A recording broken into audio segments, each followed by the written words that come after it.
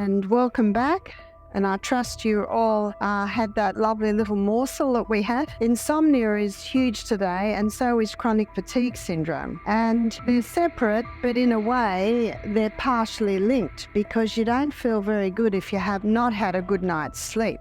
Another thing that can contribute to chronic fatigue, and I found this in about 9 out of 10 cases. Welcome back, I am Barbara O'Neill.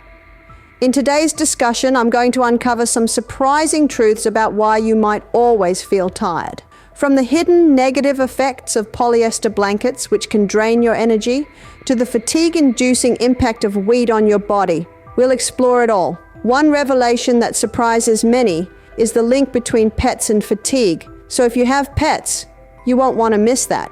By the end of this video, you'll have the tools you need to overcome fatigue and unlock a more vibrant, energized version of yourself. Before we dive into the reasons behind your constant tiredness, let's take a moment to understand just how widespread this problem is.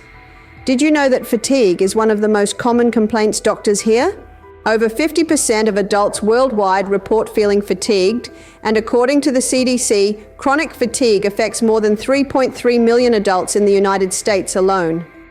These numbers are rising more than previously thought.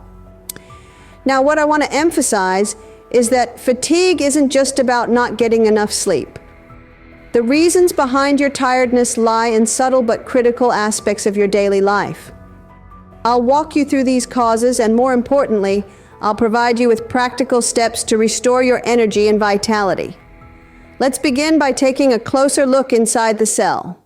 I'd like to take you inside the cell to show you the main source of chronic fatigue syndrome. And if you will remember, when we looked at the cell and we looked at the glucose going in, we looked at the 20-step pathway that gives us 2 units of energy.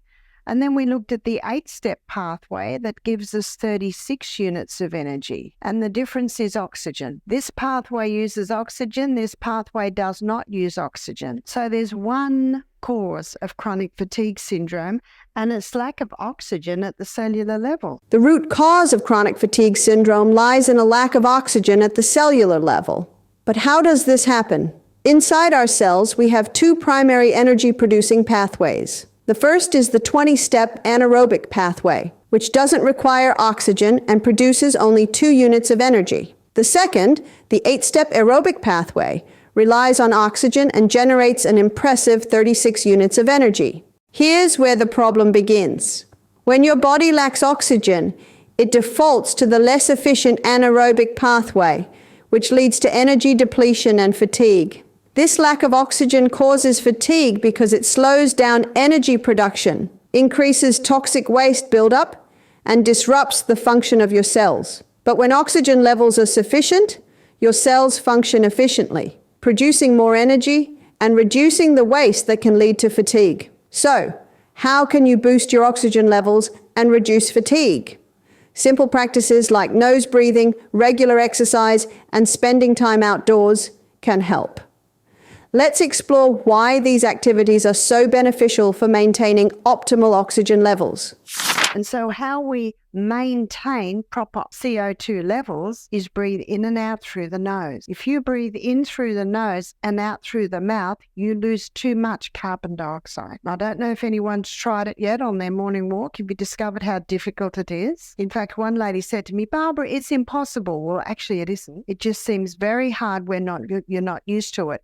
But you can train your body back into it. But what you'll find is that if you do breathe only in through your nose, and it seems like you're not getting enough, but if you breathe in and out through your mouth, yes, you'll get more air in, but it actually can't get into the cell. And it actually can't get into the blood first unless you've got 4 molecules of carbon dioxide. So breathing in and out through the nose, it actually monitors and maintains proper oxygen and carbon dioxide levels. That's why nose breathing balances blood gases.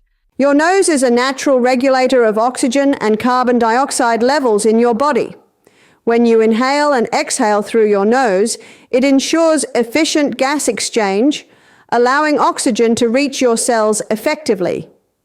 This supports the aerobic respiration pathway, giving your cells the 36 units of energy they need.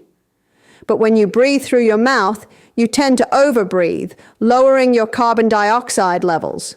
Without the right balance of carbon dioxide, your body struggles to deliver oxygen to your cells, leaving you tired. This forces your body to rely on the inefficient anaerobic pathway, producing only 2 units of energy. Nose breathing also filters, warms, and humidifies the air you breathe, which improves lung function.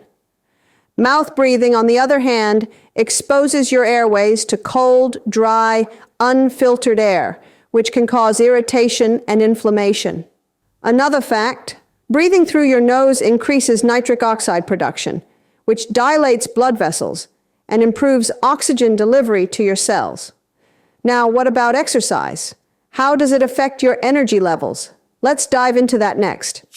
And then we come to the cell and we find the same thing. So if a person's exercising, and we looked at the other day how both of these pathways speed up, and so the more carbon dioxide is produced when more oxygen and glucose is being used. And so again, you need 4 molecules of carbon dioxide to get 4 molecules of oxygen into the cell. So if you don't have enough carbon dioxide, then only 2 molecules of oxygen is going to get into the cell. And you know what that means? A lot of your cells are going to have to run up there because there's not enough oxygen. And if you say to someone with chronic fatigue syndrome, do you exercise? What's the answer? Oh, you don't understand. I don't have enough energy. Well, guess how you get it? And you start where you're at. And one lady said, first day she walked around the block. Second day she walked around it twice. Third day she walked around it 3 times. Can you see what she did? Little by little by little. And always nose breathing. So exercise and nose breathing, both of them have a powerful effect on the oxygen levels at the cell. And that's what's going to give you the energy. There's an important link between exercise, carbon dioxide, and oxygenation. When you exercise, your cells produce more carbon dioxide, which helps oxygen enter the cells. You need 4 molecules of carbon dioxide to allow 4 molecules of oxygen to enter. Without enough carbon dioxide, only 2 molecules of oxygen can get through, which means less oxygen for energy production. This forces your cells to use the inefficient anaerobic pathway, leading to low energy output. But don't worry, regular exercise can help. By gradually increasing your physical activity, you can produce more carbon dioxide, which in turn allows more oxygen into your cells. This triggers the aerobic pathway, producing 36 units of energy, enough to supercharge your daily activities. Start small, like the woman who began walking around the block and gradually increased her distance. You can do the same, starting with short walks or light exercises, and gradually build up the intensity. Exercise not only boosts your energy, but also increases mitochondrial density, allowing your cells to produce even more energy. It's a win-win for combating fatigue. Now let's discuss another major contributor to chronic fatigue: mold. Another thing that can contribute to chronic fatigue, and I've found this in about 9 out of 10 cases, is mold. See, when we're breathing in mold, cells, a lot of them are running up here. How much energy is that giving? Not very much. And we had one lady, she was a Russian. She attended our program. She's 48. She said, when I was 42, I came to Australia. She said, I'm a scientist. And she said, within 1 year, I developed chronic fatigue syndrome. I went to the doctor, always tired, and he gave a name. What was the name he gave her?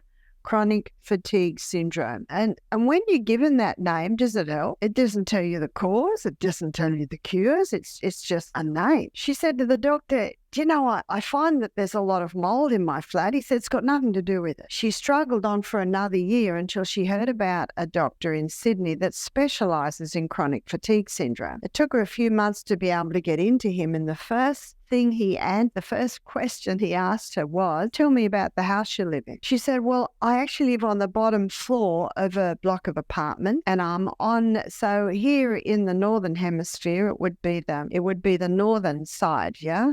That's your no sun side. In Australia, south is our no sun side. So for her, it was south. He said, tell me about your leather shoes. She said, they're always going moldy. Your leather belts, they're always going moldy. He said, tell me about your bedroom. She said, I'm always wiping mold off the ceiling. He said, if you want to heal from your chronic fatigue syndrome, you can't spend another night in that house. He said, I'll give you a medical certificate to get out of your lease. But he said, that house is killing you.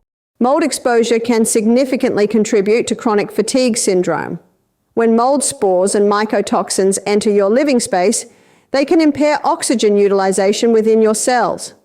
This forces your body to rely on the inefficient anaerobic pathway, producing only 2 energy units, which leaves you feeling drained. The good news is that you can restore your energy by identifying and eliminating mold in your environment. Mold thrives in damp, poorly ventilated areas. So regularly, inspect your home for signs like musty odors, water stains, or visible mold growth. Proper ventilation, moisture control, and regular cleaning are key to preventing mold and maintaining a healthy living space. Next, let's talk about something that may surprise you: the connection between pets and fatigue. Another cause of chronic fatigue syndrome can be just simply not breathing in enough fresh air. So if there's animals in the home, especially in the bedroom, you are not getting good oxygen levels in the night. I was doing a live blood analysis one day on a girl, and I saw a parasite in her blood. And I said to her, do you have animals in the home? She said, I sleep with 4 cats every night. I said, well, look what they've given you. So yes, I'm not against animals, but please, if you have them in the home, have them on tiled or wooden areas, and not in the kitchen, not in the eating area, and definitely not in the bedroom, because they not only, yes, can give you parasites, but they can also inhibit the oxygen that you should be breathing in that air. So windows open as much as possible. While we all love our pets, they can impact the amount of oxygen we take in. Here's how. Oxygen is essential for energy production, but pets can consume oxygen and their dander can affect air quality. Poor air quality can limit the fresh air you breathe, reducing your oxygen intake and consequently your energy levels. However, you can manage this by designating pet-free zones in your home, like the bedroom or kitchen, and by keeping your living environment clean and dust-free. This will help improve the air quality in your home, allowing you to take in more fresh oxygen and feel more energized. Now, let's shift our focus to another cause of fatigue: wheat. There's another one that I have found, and that is an intolerance or an allergy to wheat. So when the digestion cannot handle this new hybridized wheat because of its very complex structure, if the digestion's not working well, you look at the energy in the afternoon after you've eaten wheat, the energy is just gone. Did you know that modern hybridized wheat could be sapping your energy? The structure of modern wheat has become more complex, making it harder for your body to digest. When your body struggles to break down wheat, it diverts valuable energy resources away from other processes, leaving you feeling fatigued. Wheat intolerance or sensitivity might also be the hidden culprit behind your constant tiredness. As your digestive system works overtime to process wheat, it triggers inflammation. Inflammation uses up your body's energy reserves, leading to sluggishness and fatigue. Moreover, the connection between your gut and brain plays a significant role in this energy drain. When your gut is inflamed, it sends distress signals to your brain, leading to brain fog and low energy. So, what's the solution? You might consider experimenting with a wheat-free diet to see if it helps. There are plenty of delicious alternatives like quinoa, brown rice, and other gluten-free options that are easier on your digestive system and can restore your energy. Now let's explore one of the biggest causes of fatigue: insomnia. But what I'd like to target now is sleep. So in the base of your brain, there's a little tiny gland called the pineal gland, and the pineal gland releases 4 hormones every night. Now at the moment, because you've gone into summertime, it's releasing these hormones between 10 p.m. and 3 a.m. In the wintertime, which is what Australia's going into now, it's between 9 and 2. So it's melatonin that's responsible for the increase in healing in the night. Every morning I wake up, I just wake up. And I know the reason I wake up is because my fix and rejuvenate nighttime hormone has done its fix and rejuvenation, and it's time to wake up. One of the major causes of fatigue is poor sleep, and it all ties back to the tiny but powerful pineal gland in your brain. The pineal gland is responsible for releasing melatonin, the hormone that regulates your sleep-wake cycle and helps your body heal and rejuvenate during the night. Melatonin production peaks between 10 p.m. and 3 a.m. in the summer and between 9 p.m. and 2 a.m. in the winter. Melatonin is crucial for repairing your cells, tissues, and organs while you sleep. It also boosts immune function, reduces inflammation, and replenishes your body's energy reserves. But when you don't get enough sleep, or if you suffer from insomnia, your melatonin levels drop. This leaves you vulnerable to fatigue, brain fog, and a host of other health problems. Even if you think you're getting enough sleep, certain habits might be interfering with your rest. Let's take a look at one surprising factor: polyester blankets.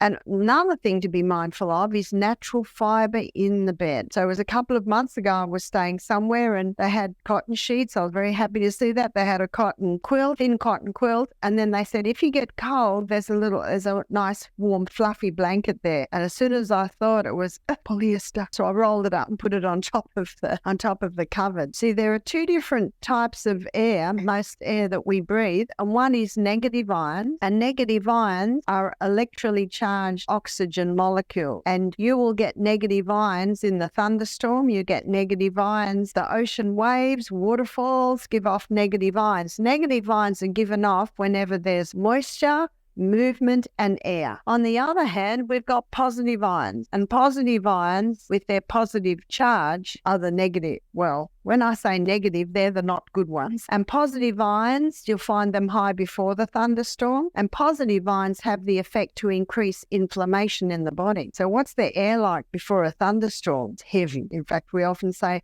I can feel a storm coming. And if someone has arthritis, I'll say, oh, my arthritis is hurting me, because those positive ions can cause a reduction of serotonin and also can cause inflammation increase. Those polyester fabrics are giving off positive ions. And positive ions, like attracts like, positive ions attract more positive ions. Did you know that polyester blankets could be causing you to feel more tired? It all has to do with ions. There are two types of ions: negative ions, which are beneficial, and positive ions, which can lead to fatigue and inflammation. Negative ions, which are abundant in nature, like near oceans or waterfalls, have a refreshing effect on the body. Positive ions, on the other hand, are linked to increased inflammation, and inflammation reduces your energy levels by impairing your cells' mitochondria, the tiny powerhouses that produce energy. Polyester fabrics, including blankets, tend to accumulate positive ions. When you sleep with polyester blankets, your body is exposed to a constant stream of these energy-draining ions, leading to increased inflammation, reduced serotonin levels, and ultimately, fatigue. So how can you improve your sleep and reduce fatigue? The answer is simple. Switch to natural fibers like cotton, which provide comfort and are rich in beneficial negative ions. By making this small change, you can promote better sleep, reduce inflammation, and wake up feeling more energized. Remember, the causes of fatigue are often subtle but powerful. By addressing the root causes like poor oxygen intake, mold exposure, wheat intolerance, and even the fabrics you sleep with, you can transform your energy levels. If your fatigue persists, be sure to consult with a healthcare provider who can help you identify the underlying cause and develop a personalized plan to restore your vitality. If you found this video helpful, don't forget to like and share with other friends who might benefit from it. Until next time, stay healthy. Thanks for watching.